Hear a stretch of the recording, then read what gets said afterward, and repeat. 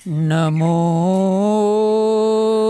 तस् भगवतो अरहतो सम्मा संबुद्धस्स।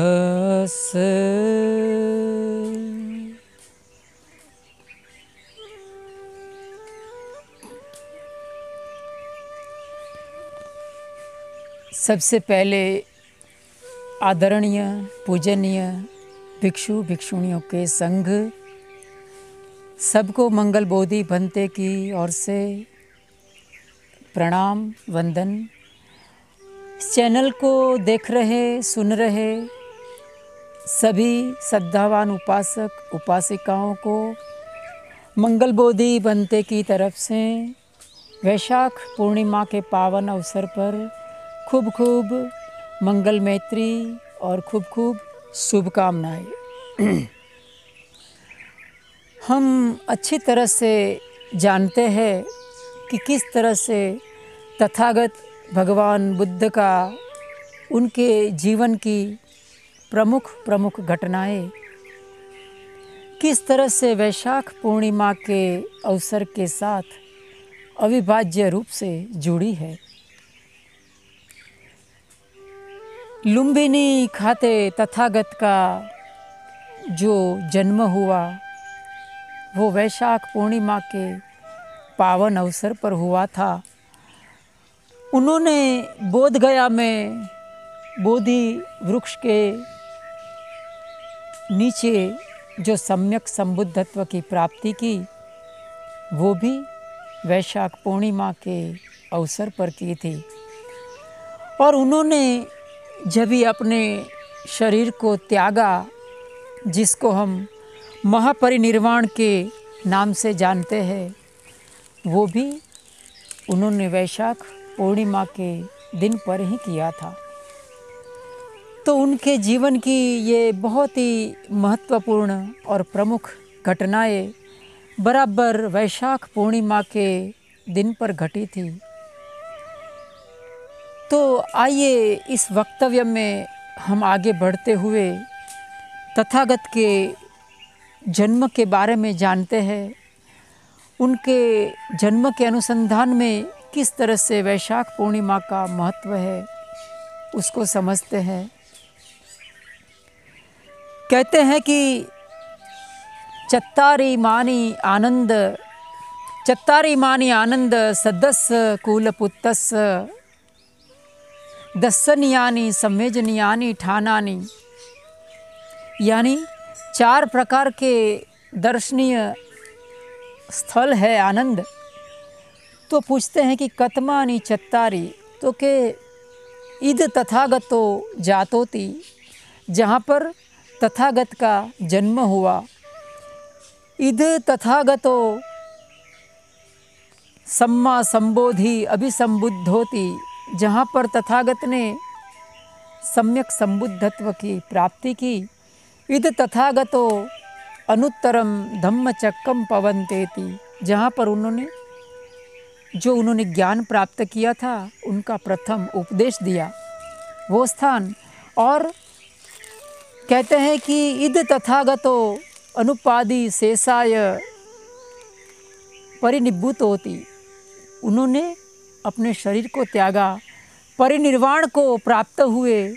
ये चारों घटनाएं जो कि पूर्णिमा के अवसर के साथ जुड़ी है, खास करके जो 3 प्रमुख घटनाएं हमने देखी शुरुआत में, वो वैशाख पूर्णिमा के दिन के साथ जुड़ी है। तो ये जो बुद्ध होता है, ये 4 प्रकार के दर्शनीय स्थानों का निर्माण करते हैं। तो आइए हम अभी इस वक्तव्य में आगे बढ़ते हैं कि तथागत के जन्म के साथ उनका किस तरह से उनका जन्म होता है। बात है आज से 4 असंख्य 1 लाख कल्प पहले की। अमरावती नाम का एक नगर है। गांव में कोई तो उत्सव चल रहा है।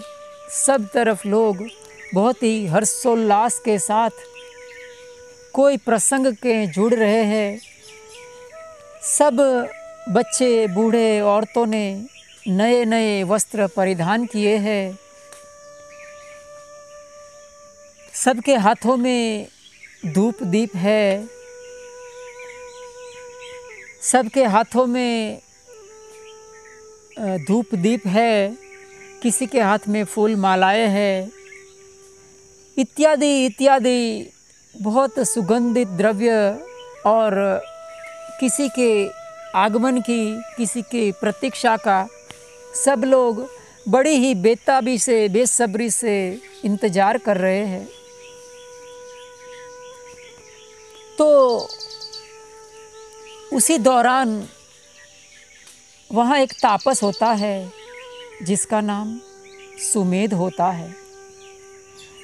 वो तापस देखता है कि ये लोग सब किस तरह से किसी की आगता स्वागता करने में जुड़े हैं। बहुत ही अच्छी तरह से वस्त्र परिधान किए हैं। उन्होंने किस तरह से इत्र, सुगंधित द्रव्य, फूल मालाएं हाथ में लिए खड़े हैं। तो आखिर उसका वजह क्या हो सकता है? तो वो किसी को पूछता है कि आखिर क्या बात है कि आप सब लोग इस तरह से किसका इंतज़ार कर रहे हैं, किसकी प्रतीक्षा कर रहे हैं, आखिर कौन आ रहा है? तो उनको लोग बताते हैं कि तुमको मालूम नहीं है, आज दीपंकर बुद्ध इस अमरावती नगर में पधार रहे हैं। दीपंकर बुद्ध के आगमन के साथ उनकी आगता स्वागता के लिए हम सब तैयार हुए हैं। उनकी आगता स्वागता के लिए हमने ये सब नए वस्त्र परिधान किए हैं, हाथ में हमारे फूल मालाएं हैं, इत्यादि इत्यादि। जैसे ही वो जो सुमेध था ये शब्द सुनता है बुद्ध, तो उसके मन में एक धम्म संवेग जागता है और वो बहुत खुशी उनके मन में होती है कि बुद्ध शब्द संसार में बहुत दुर्लभ है। किच्छो मनुष्य पटिलाभो, किच्छो मच्चानम जीवितम, किच्छो सद्धम्म सवणम, किच्छो बुद्धानम उपादो, किच्छो बुद्धानम उपादो। ये मनुष्य का जीवन है, बहुत दुर्लभ है, बहुत कठिन है। मनुष्य का जीवन बना रहे वो भी दुर्लभ है, और अगर जीवन बना भी रहता है तो सद्धर्म का श्रवण सुनने को मिलना वो भी बहुत दुर्लभ है। एक बार हमने धम्म का सही सही सुन लिया और संसार में अगर बुद्ध का उत्पाद होता है, संसार में बुद्ध का जन्म होता है, तो वो बहुत ही दुर्लभ है, बहुत ही दुर्लभ है। कहते हैं कि बुद्धो हवे कप सत्य ही दुर्लभ होती। कल्पों में भी बुद्ध का आगमन सत कप्पे ही, अर्थात 100 कल्पों में भी बुद्ध का आगमन बहुत ही दुर्लभ है, बहुत ही दुर्लभ है। तो जैसे ही ये सुमेध तापस था, जैसे ही उसके कान में बुद्ध शब्द आता है तो उसके मन में एक प्रकार का हर्षोल्लास जागता है। उसके मन में एक पुलक रोमांच जागता है, धम्म संवेग जागता है। तो उसके मन में आता है कि क्यों ना मैं भी ये सब भाग्यशाली लोगों के साथ मैं भी जुड़ूं। तो वो भी छोटा मोटा काम करने लगता है। इधर उधर कोई ज़मीन है उसको समतल करने में लग जाता है। तो इतने में होता यह है कि दीपंकर बुद्ध का आगमन हो जाता है और दीपंकर बुद्ध सामने से दिखाई देते हैं। तो जो सुमेध तापस था वो देखता है कि जो ज़मीन थी, जो समतल कर रहा था, वो एक जगह थोड़ा सा खड्डा रह गया था जिसमें थोड़ा सा पानी था, कादव कीचड़ रह गया था बाकी। तो बहुत ही समझने जैसी बात है कि एक इंसान जो बुद्ध बनने वाला होता है उसकी सोच कितनी गहरी होती है। ये सामान्य व्यक्ति की सोच ऐसी नहीं हुआ करती है। जो एक बुद्ध की पुण्य पारमी वाला इंसान ही ऐसी सोच धारण कर सकता है। वो देखता है कि सामने से दीपंकर बुद्ध आ रहे हैं और देखता है कि एक खड्डा रह गया है, वहाँ ज़मीन पर थोड़ा सा कादव कीचड़ रह गया है। तो उसके मन में एक बहुत ही गहरा धम्म संवेग जागता है और वो क्या करता है, वो कुछ ऐसा करता है कि ये बुद्ध नाम कर्म का बंद कर देता है। जैसे ही बुद्ध दीपंकर बुद्ध नज़दीक आ जाते हैं तो वो खड्डे पर लेट जाता है और अपनी जो बड़ी जटा थी उसको पूरे खड्डे में, जहाँ कादव कीचड़ था, पानी था, उसमें फैला देता है। उसकी मन की भावना कितनी पवित्र थी, उसका मन का धम्म संवेग कितना अद्भुत था। हम उसकी कल्पना कर सकते हैं कि क्या इतने सारे हजारों लोग उनकी आज्ञा स्वागता में जुड़े थे, क्या किसी के भी मन में ऐसी भावना पैदा हुई? नहीं, क्योंकि जो सुमेध तापस था वो बुद्ध नाम कर्म का भागीदार था। तो सुमेध तापस जैसे ही खड्डे में लेट जाता है और अपनी जटाएं बिछा देता है, उसके मन में ऐसी भावना थी कि बुद्ध का पैर जमीन पर गिर के, पानी में गिर के कहीं मैला ना हो जाए। इस तरह की प्रबल पवित्र धम्म संवेग उसके मन में जागता है और दीपंकर बुद्ध उसके करीब आ जाते हैं और देखते हैं कि तापस सुमेध किस तरह से ज़मीन पर लेटा है और वो देखते हैं कि मेरा पैर कहीं गंदगी से मैला ना हो, इसीलिए किस तरह से उनने सब प्रबंध किया है। तो उसकी पुण्य पारमी को दीपंकर बुद्ध देखते हैं और उसको बहुत ही आदर सम्मान प्यार के साथ उसे खड़ा करते हैं और उनको कहते हैं कि आज से 4 असंख्य और 1 लाख कल्प के बाद तू गौतम बुद्ध के शासन में, आज से 4 असंख्य और 1 लाख कल्प के बाद तू गौतम बुद्ध नाम का एक सम्यक संबुद्ध बनेगा। इस तरह की वो भविष्यवाणी करते हैं दीपंकर बुद्ध और चले जाते हैं। कहते हैं कि जो तापस सुमेध तापस था, 4 असंख्य और 1 लाख कल्प तक उन्होंने अपनी पुण्य पारमी अर्जित करते रहे। कहते हैं कि उन्होंने सम्यक संबुद्धत्व की प्राप्ति करने के लिए सुमेध तापस ने 4 असंख्य और 1 लाख कल्प तक 10 सामान्य पारमिताएं, 10 उपपारमिताएं, 10 परमार्थ पारमिताएं पूरी की। 10 अलग अलग प्रकार की भूमियाँ उन्होंने सर की, तब जाके वो एक सम्यक संबुद्धत्व का नाम कर्म प्राप्त करने के लिए वो लायक बने। तो जब भी 4 असंख्य 1 लाख कल्प पूरा होता है तो जो सुमेध तापस था वो तुसित देवलोक में एक सफ़ेद हाथी 4 दंत शूल वाला हाथी के रूप में वो बोधिसत्व के रूप में अंतिम जन्म ग्रहण करते हैं। इसको कहते हैं, मध्यम निकाय में कहा है, मध्यम निकाय का एक सूत्र है आश्चर्य अद्भुत सूत्र, जिसके तहत उसको आश्चर्य पैदा करने वाला और अद्भुत लगने वाली घटना कहते हैं कि इदम पाहम बनते भगवा आश्चर्यम अद्भुत धम्मम धारेमि। तथागत है वो अद्भुत और आश्चर्य पैदा करने वाला धम्म धारण करता है। जो तुषित देवलोक में जन्म लेता है उसको कहते हैं एक अद्भुत और आश्चर्य पैदा करने वाला एक धम्म है।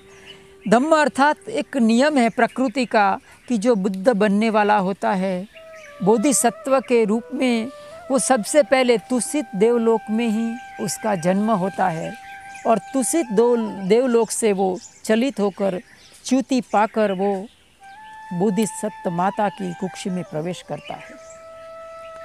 इसको कहा कि ये एक अद्भुत और आश्चर्य पैदा करने वाला धम्म है।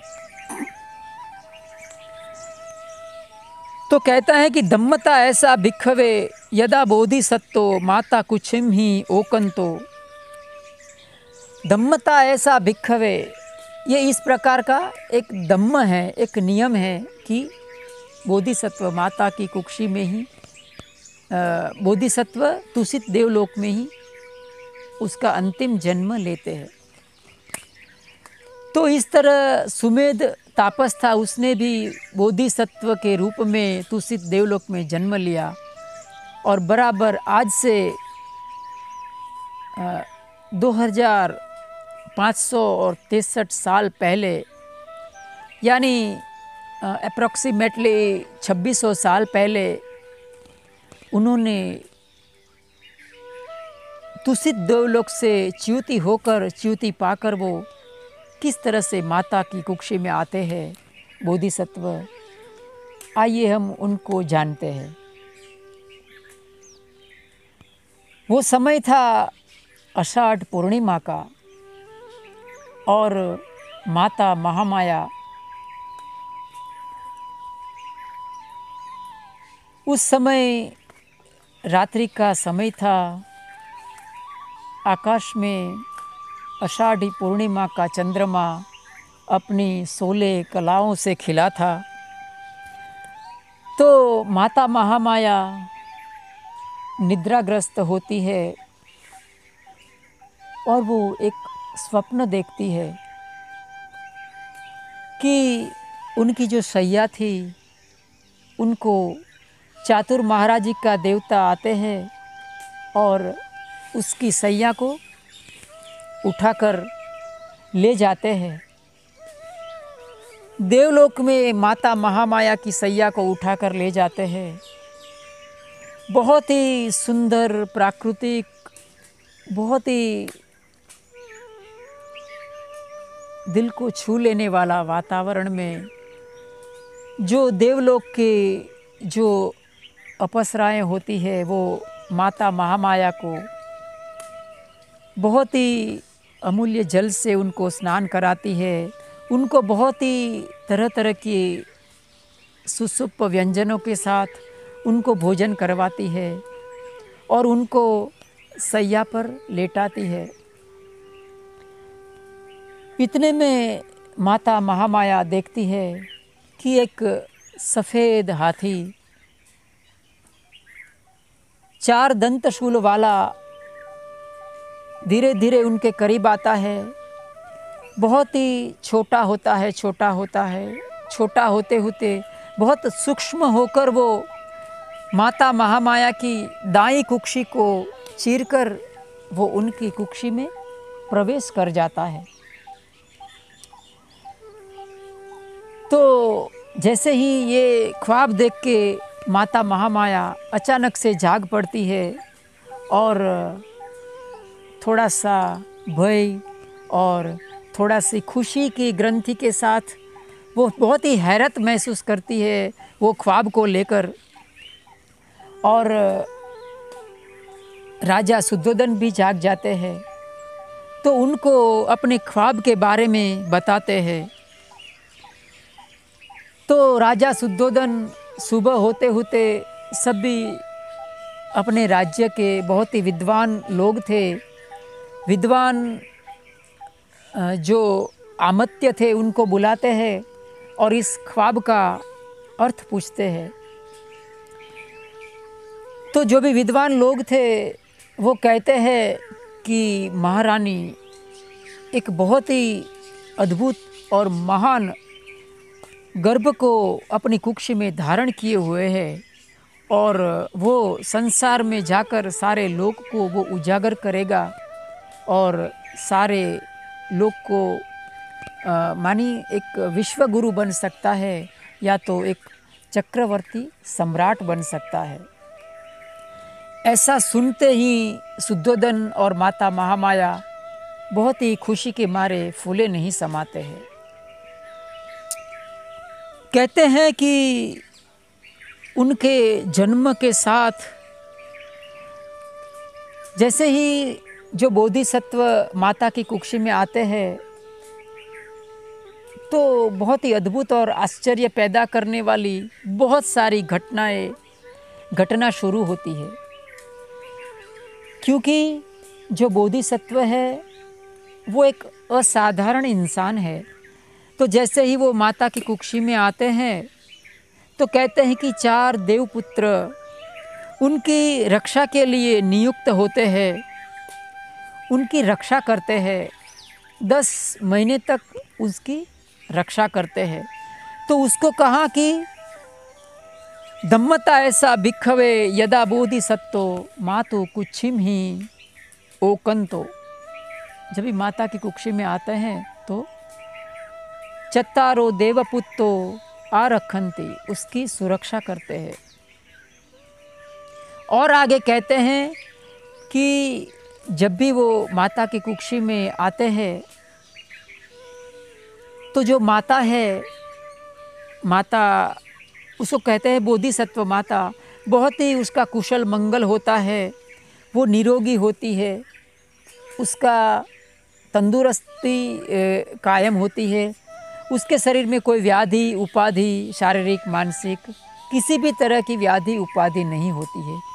उसको कहा इदम पाहम भिक्खवे अच्छर्यम अभूतो धम्मम धारेमि। इस प्रकार का अद्भुत और आश्चर्यजनक धम्म धारण करता है तथागत। आगे कहा गया कि जो माता है वो इतना तंदुरुस्त और निरोगी होती है, उसके साथ साथ वो अपनी कुक्षी में पल रहे बोधिसत्व के गर्भ को वो जानती रहती है, उसके महसूस करती है, उसे देखती रहती है। तो आश्चर्यम अद्भुत सूत्र के अंतर्गत कहा गया, एक मिसाल दी गई, एक उपमा दी गई कि किस तरह से एक बोधिसत्व माता अपनी कुक्षी में बोधिसत्व के गर्भ को किस तरह से वो देखती है, किस तरह से उसे महसूस करती है। तो कहा गया कि बोधिसत्व की माता बोधिसत्व को जैसे कि एक अमूल्य कोई मणिरत्न हो जिसके अंदर 7 रंगों का धागा पिरोया गया हो और एक कपड़े पर रखा हो, तो वो किस तरह से वो मोती का जो उनका दिखना कैसा दिखता होगा, इस तरह से माता महामाया अपने कुक्षी में पल रहे गर्भ को इस तरह से जानती है, इस तरह से उसका अनुभव करती है। और आगे कहा गया कि जो बोधिसत्व की माता है वो जैसे ही बोधिसत्व माता की कुक्षी में आते हैं तो कहते हैं कि जो सामान्य महिलाएं हैं वो अपनी कुक्षी में गर्भ को सामान्यतः 9 या 10 मास तक उनको पालन पोषण करती है, उसका परवरिश करती है, सुरक्षा करती है 9 या 10 महीने तक। लेकिन आश्चर्यम अभूत सुत्त के तहत बताया गया कि 10 मासानि बोधिसत्तमाता कुच्छिमः परिहरित्वा विजायति। अर्थात बोधिसत्व की माता अपने गर्भ में बोधिसत्व की सुरक्षा, उसकी परवरिश संपूर्ण 10 मास तक करती है। 10 मासानि परिहरित्वा कुच्छिम ही 10 महीने तक अपने गर्भ में उसका पालन पोषण करती है। परिहरित्वा विजायति, और उसके बाद वो उसको जन्म देती है। उसको कहा धम्मता ऐसा भिक्खवे यदा बोधिसत्तो मातु कुच्छिम ही ओकंतो। इस तरह का एक धम्म होता है, एक प्राकृतिक नियम होता है जो कि बुद्ध बोधिसत्व के साथ जुड़ा होता है। तो धीरे धीरे समय हो रहा था बोधिसत्व का जन्म लेने का। बोधिसत्व माता की कुक्षी के जन्म लेने का समय हो रहा था और 10 महीने तक माता महामाया अपनी कुक्षी में बोधिसत्व की परवरिश करती है। और जब भी 10 महीने परिपूर्ण होता है तो राजा शुद्धोधन की आज्ञा लेकर माता अपने मैके जाने की अनुमति मांगती है। देवदह नगर था, वहाँ जाने के लिए माता महामाया को तैयार किया जाता है।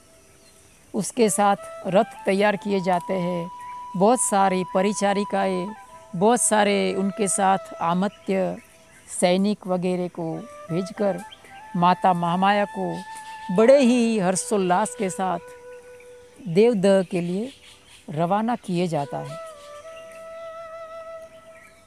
देवदह जाते जाते होता यह है कि बीच में एक सालवन आता है।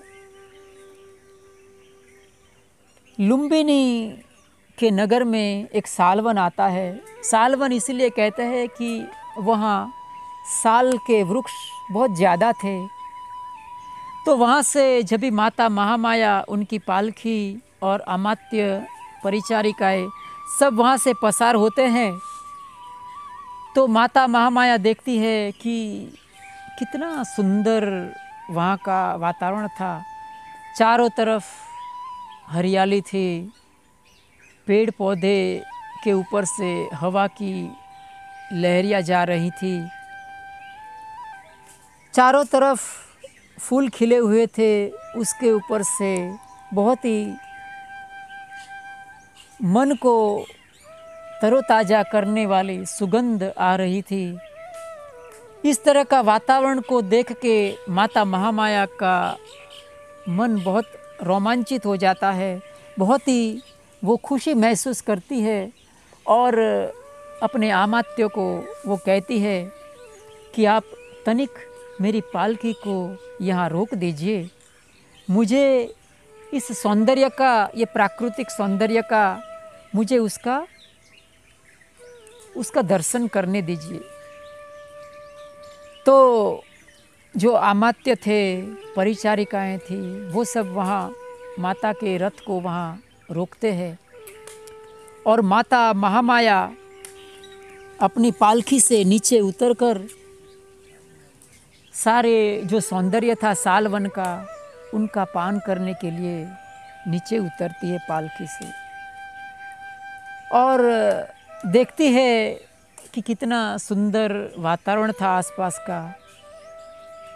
इतने में एक साल वृक्ष के नीचे जब माता खड़ी रहती है तो कहते हैं कि जो साल वृक्ष था उसकी एक डाली झुककर उसके सिर पर आती है और माता महामाया वो डाली को हाथ से पकड़ती है।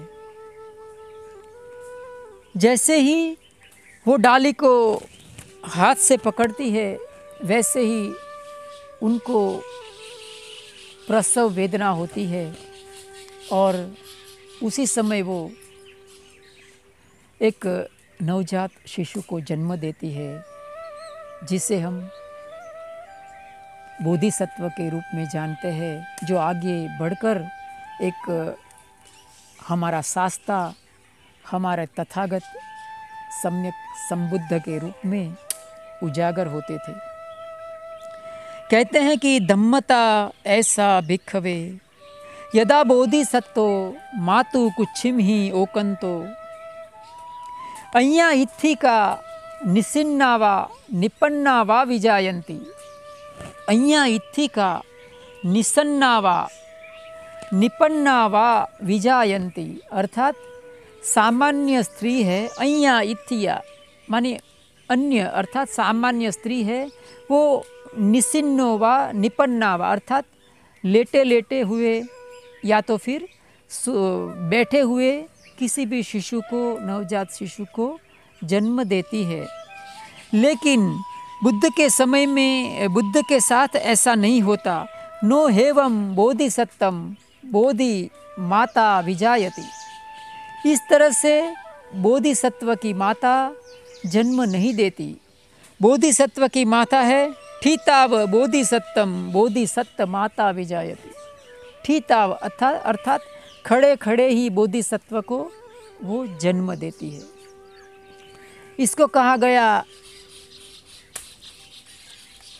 आश्चर्यम अद्भुत सूत्र में इसको अद्भुत और आश्चर्य पैदा करने वाली घटना कहा गया। इदम पाहम भिक्खवे भगवा आश्चर्यम अभूत धम्मम धारेण। इस तरह से जो तथागत है बोधिसत्व के रूप में एक अद्भुत और आश्चर्य पैदा करने वाला धम्म को धारण करता है। और भी उनके जन्म के साथ एक अद्भुत और आश्चर्य पैदा करने वाली घटना है कि जब बोधिसत्व जब भी माता की कुक्षी से बाहर आते हैं तो हम देखते हैं कि सामान्य अवस्था में किसी भी बहन माता जन्म देती है कोई शिशु को, तो वो बहुत मलिनता से लिपटा हुआ होता है, उनके शरीर के आसपास मैल होता है। लेकिन बोधिसत्व के बारे में ऐसा नहीं होता। एक बोधिसत्व कहते हैं कि विशोदव निखम्मति यदा बोधिसत्तो बोधिसत्तम माता कुच्छिम ही निखम्मतो विशदोव निखम्मति। अर्थात विशुद्ध होकर निकलता है। वो गंदगी से भरा उसका शरीर नहीं होता। कहाँ कि अमक्खितो उदेन अमक्खितो रुहिरेन अमक्खितो सेमहेन। उनका जो काया है अमक्खितो अर्थात ऐसा लिपटा हुआ नहीं रहता। अमक्खितो रुधिरेन खून से लिपटा हुआ नहीं रहता। अमक्खितो सेमहेन मानी गंदगी से उनका शरीर है, वो मलिन नहीं होता। बहुत विशुद्ध रूप में एक बोधिसत्व माता की कुक्षी से बाहर आते हैं। उसको कहा इदम पाहम भिक्खवे आश्चर्यम अभूत धम्मम धारेमि। यह एक अद्भुत और आश्चर्य पैदा करने वाली घटना है। ये घटना इसीलिए अद्भुत और आश्चर्य पैदा करने वाली है कि ये हमारी बुद्धि को चैलेंज करती है। हमारे सामान्य बुद्धि में ऐसी बातें उतरती नहीं है, इसीलिए उसको कहा आश्चर्यम अभूत मानी आश्चर्य पैदा करने वाली अद्भुत घटना कहा गया। और कहते हैं कि बोधिसत्व जब भी माता की कुक्षी में बाहर आते हैं तो उनकी काया है वो किस तरह से शुद्ध होती है, उसको एक बहुत अच्छी उपमा दी गई कि बोधिसत्व की माता किस तरह से विशुद्ध होती है, किस तरह से शुद्ध होती है। बोधिसत्व को एक मणि रत्न की उपमा दी गई कि बोधिसत्व जैसे कि कोई एक अमूल्य मणि रत्न है, उसको एक कपड़े पर रखा गया हो, तो किस तरह से वो जो मणि है वो कपड़े को मलिन नहीं करता है और जो कपड़ा है वो मणि को मलिन नहीं करता है। उसी तरह से बोधिसत्व की काया मलिनता रहित होती है। अमक्खितो रुहिरेन अमक्खितो सेमहेन। इस तरह से बोधिसत्व माता की कुक्षी से बाहर आते हैं। और भी आगे हम जानते हैं कि किस तरह से बोधिसत्व माता की कुक्षी से बाहर आते हैं। तब जैसा हमने सुना है, हमने कहीं पे पढ़ रखा है, कोई हमारे आदरणीय पूजनीय भिक्षु ने हम सबको बताया हुआ हमने सुना होगा कि तथागत जब भी जन्म लेते हैं तो कहते हैं कि वो 7 कदम चलते हैं। उत्तराभिमुखो यदा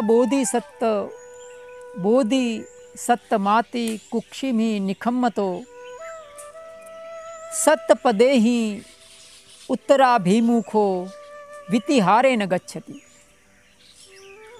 मेरा है कि यदा बोधिसत्तम माता कुक्षिम ही निखम्मति, जब भी माता की कुक्षी से बाहर आता है तो क्या कहा कि सत्पद सब दिशा विलोकेतवा, अर्थात वो सारी दिशाओं को अपनी नज़र से वो देखता है एक बोधिसत्व। और सत्पद उत्तराभिमुखो सत्पद वितिहारेण गच्छति, मानी 7 कदम वो चलता है।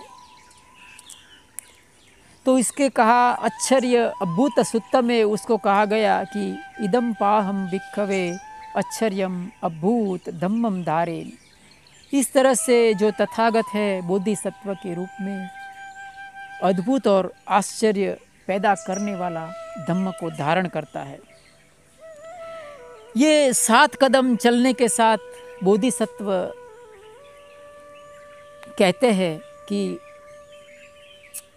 मैं इस लोक में अग्र हूँ, मैं इस लोक में सर्वश्रेष्ठ हूँ, मैं इस लोक में सबसे जयेष्ठ हूँ, मेरा ये अंतिम जन्म है, इसके बाद मेरा कोई भी जन्म नहीं है।